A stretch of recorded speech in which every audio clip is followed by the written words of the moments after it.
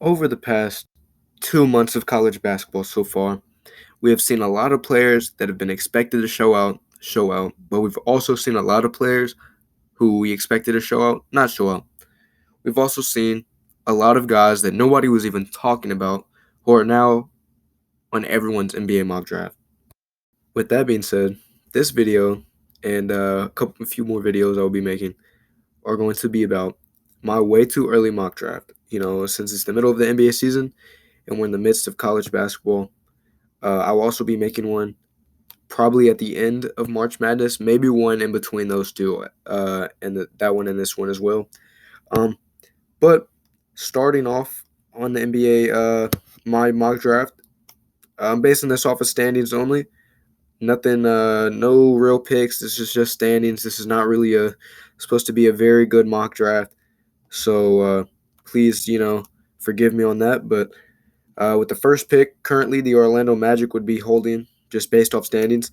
I got, Paolo Banchero from Duke. He's a 6'10 power forward, consensus number one overall pick. Great inside scorer, can shoot good for a guy his size, and can guard almost any position. NBA draft room comparisons are David West but faster, Chris Webber, and Carlos Boozer.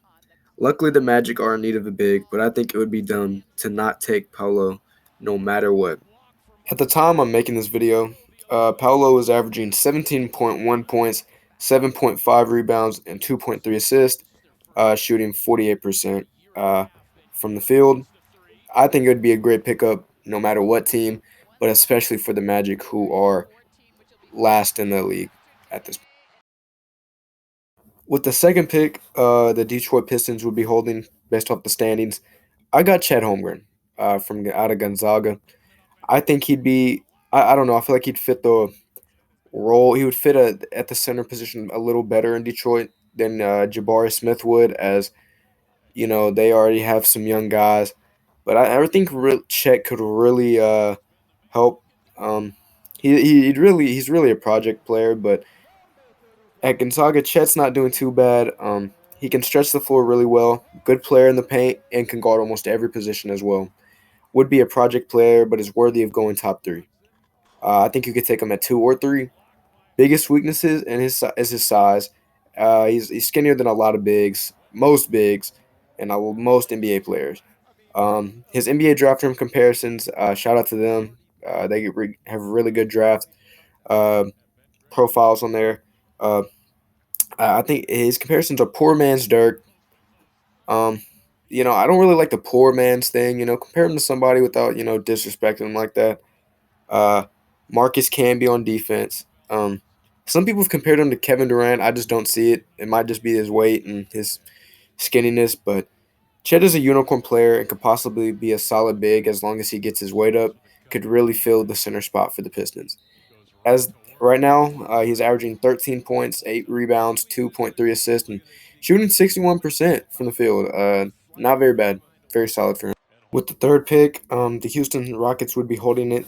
Um, you know, I have Jabari Smith Jr. going third to the Rockets. I mean, he's coming out of Auburn, doing really good. He's 6'9", 6'10", power forward slash small forward. He's another big who can stretch the floor. He's a strong athlete, but he doesn't have the best speed, but he doesn't really need it. He makes up for it in his defense and offense. Overall, he's just a really good player. Could be help on any team, especially the Rockets, who are in need of another big athlete who can do it all. At power forward, they got some good young guys, but their guys are kind of small, uh, and they could definitely use a better player, especially a player like Jabari Smith to help Christian Wood out in the paint. He can also stretch the floor well. He can shoot well for a guy's size. He's compared to Rashard Lewis, Kevon Looney, and Jaren Jackson Jr. Currently at Auburn, he's averaging 15.7 points, 6.5 rebounds, 2.1 assists, shooting 44% from the field. Fourth, going to the Pelicans, I got Jaden Hardy from the G League Ignite. He's a 6'5 shooting guard. He can just get buckets. No other way to put it. He can shoot from deep. He can get to the basket. He can also set up his teammates and dribble the ball. Top five worthy and can really fill the shooting guard spot for the Pelicans. His only comparison is James Harden. Um, he's really athletic. I think he's just a good player. The G League Ignite. I mean, we see how it worked out with Jalen Green. Jalen Green is honestly done pretty good. Um, and I think Jaden Hardy could really. I mean, I think that experience will really help him from the G League. I think it'll set well. It's a lot like the guys in Europe who bring their experience over from playing with pros. I think the G League is really good for players, and I think Jaden Hardy could really help the Pelicans, who are, like I said again, like most of these teams are in need of for a player at that spot. I think luckily the talent will probably fall to him. Looking at the draft boards right now and standings, the players that are needed will definitely fall to those teams. Yeah, that's just what it's looking like. Jaden is currently averaging 17.7 points, 4.6 rebounds, 3.2 assists in the G League for the G League Ignite. Next, the Oklahoma City Thunder holding the fifth pick based off these standings. I don't know who owns their. I don't know if any of these picks are owned by the same teams or who all they're owned by. This is just solely based off of standings, and so will the second round. It'll be the same way. Um, but the Oklahoma City Thunder, I have selecting Jalen Duren from Memphis. He's a 6'10 center.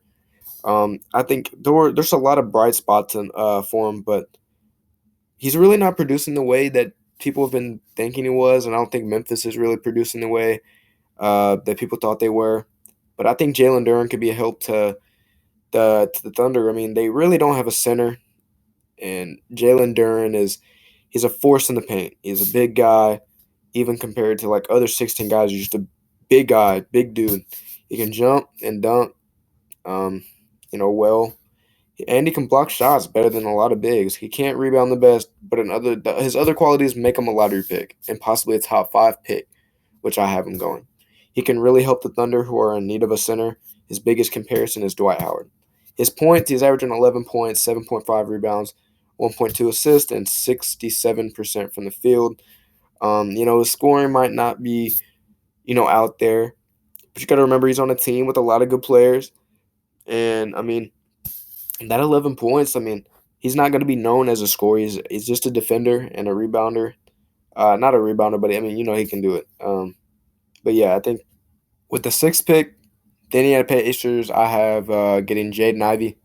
He's a 6'4" shooting guard, so not the biggest for shooting guard, but 6'4", it's not a bad height though, especially for any guard. Jaden has a good quick first step and can get to the basket with ease. He can jump and finish over taller defenders. He's a very good ball defender, as he can annoy the ball handler and can constantly stay ready. His comparisons are Josh Richardson plus and shades of Dwayne Wade. Currently, he's scoring pretty well, averaging 16.5 points, 4.9 rebounds, 3.1 assists. And I mean, he's shooting 51% from the field. For a guard averaging that much, I think that is a really good sign. The Indiana Pacers, really looking to rebuild right now and getting rid of older players. I really think Jaden Ivey could really go in there and just become a young player and help at the guard position, bring some young talent to the team. With the seventh pick, got the Portland Trailblazers. Uh, I think their best option is probably Patrick Baldwin Jr. out of Wisconsin, Milwaukee. He chose to go there, play for his dad, who's the coach there. Chose not to really. He's not a Power Five player at all. But I think he could really match up with the Power Five players. I mean, he's 6'10", small forward, power forward. Baldwin has great size alongside a great jump shot handles. Even with his lack of explosiveness, his size allows him to finish at the rim with some efficiency. His comparisons are similar to Michael Porter Jr. and Michael Beasley. It would be nice to see him play Power 5 competition, but a player like Baldwin is hard to pass up, especially for a team in need of a stretch big. Stretch bigs are they that is what the NBA is really loving right now. You see you see Jokic being able to shoot well. You see guys like Embiid are able to shoot uh, efficiently from three. They're not shooting like Shaq anymore. But he's averaging 15.7 rebounds and 1.9 assists, 36% from the field. Not a bad player, and I think he is a top 10 possible player. Just it would be nice to see him play some real Power 5 competition. With the eighth pick, I have the Spurs selecting Benedict Mathurin out of Arizona. He's coming from Canada. He's a 6'7" shooting guard.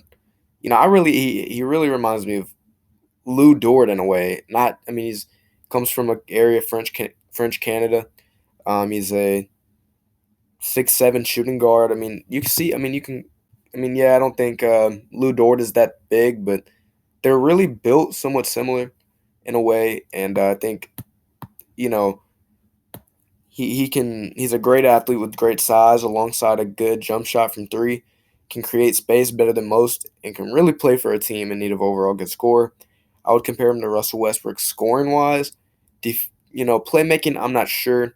It's early. It's really early on, but right now, I think he could really fill in a role. Just he could possibly play small forward. With Derek White being the starting shooting guard, he's a young guy. He's not bad. But I think Benedict Mathurin could really come in and help, and even at small forward with Doug McDermott, Devin Vassell, the second string small forward. Not bad, but Lou, uh, I'm really looking forward to seeing Benedict Mathurin play. He just looks like a fun player to watch. With a ninth pick, I got the Sacramento Kings selecting Caleb Houston out of Michigan, 6'8" small forward, known as a shooter. Overall, I mean, yeah, he can do a little bit of everything. He's not the greatest player, but I think the Kings could really, I mean, I think he would fit well. Just a shooter, could catch and shoot the ball, could take it to the paint when needed. He's got good size on him. He can really make decisions that benefit his team well. Great 3-point shooter, can get to the basket well. Probably won't miss a wide open three, especially from the wing. May not have the best stats, but can definitely help any team in need of a shooter. Good size allows him to shoot over defenders. His NBA draft room comparison is Mike Dunleavy Jr. I mean, he's just another wing player that every team is in need of, and he's a player that any team could use, in my opinion. With the 10th pick, the Atlanta Hawks, I've selecting Kendall Brown from Baylor, 6'8" small forward. He's another wing player, very good, has very good athleticism. He's also a very talented defender. He can finish at the rim with confidence and will guard the one through the four, sometimes even a smaller five. He's compared to Gerald Green, Corey Maggette, and poor man's Jalen Brown. Currently at Baylor, who plays really good competition and I believe is ranked top five right now in the country. They won the national championship last year, so has experience. Um, he has experience, and I think the Hawks, even though they're projected with the 10th pick, uh, they have players that can really win, and this guy knows how to win. He knows about winning. He can put up stats to win, I think he's a good player. I mean, I don't really like the term how they compared him to poor man's Jalen Brown. Yeah, Jalen Brown is really good, but I think Kendall Brown can. I think he could end up being a very talented player. Um, but people look at stats and think that's the only thing that matters. This guy's averaging 11 and shooting 68%. Um, yeah, 11 points doesn't shine out that much, but you got to remember he's playing for Baylor. I mean, they're in a big conference and playing really good competition. And look at what they're ranked now. I mean, that means they got a lot of good guys because one player isn't going to make a whole team, in my opinion. But next, I got the Minnesota Timberwolves with the 11th pick, picking J.D. Davidson from Alabama. I think it'd just be hard to pass up on him. I think they could really use just another athletic guy. Um, I mean, honestly, I don't think it'd be the best pick, but I think he would fit all right. J.D. Davidson, he's coming out of Alabama, 6'3" point guard, could play the two. Maybe sometimes I've seen him at the three. He's a very good guard who can almost play good from all those positions. He has a good leaping ability and can shoot the ball well. Can finish at the rim with a layup or a dunk. Very talented prospect and could really help any team in need of a good guard. That's really all I can say. I haven't really watched much of him.